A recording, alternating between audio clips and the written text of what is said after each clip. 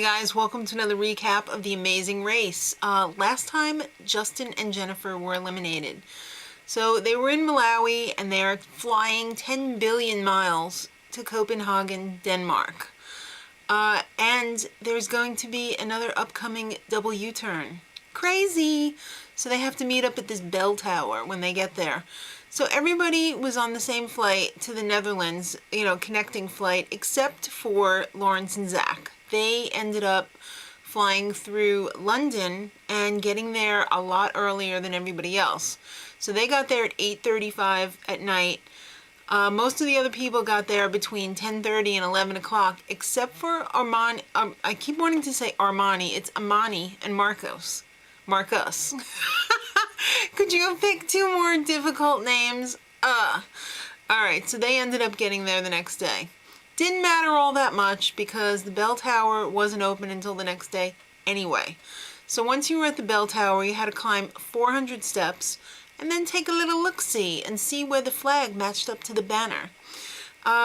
It was a beautiful city. Let me just say that. It kind of reminds me of the end of Willy Wonka, the original Willy Wonka, where they're up in the glass elevator and they're like flying around the city. It's really cool.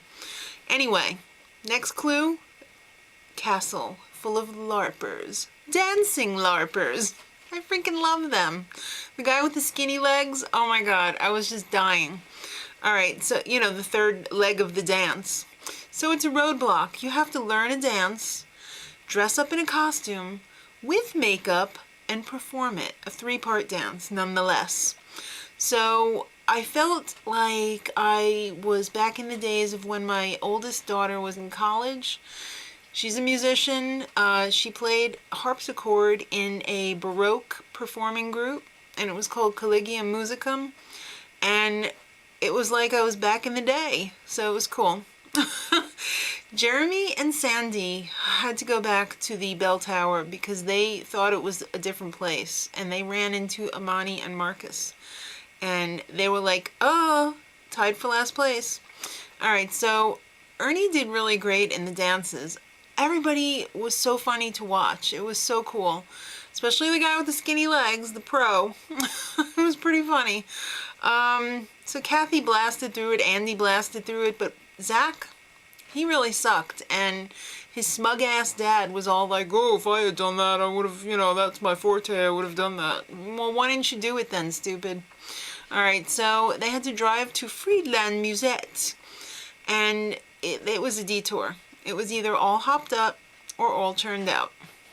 Now, all hopped up was this freaking rabbit agility course. They called it a steeplechase. I thought it was more of an agility course. They were adorable. That was the best challenge ever in the history of Amazing Race. Absolutely, hands down.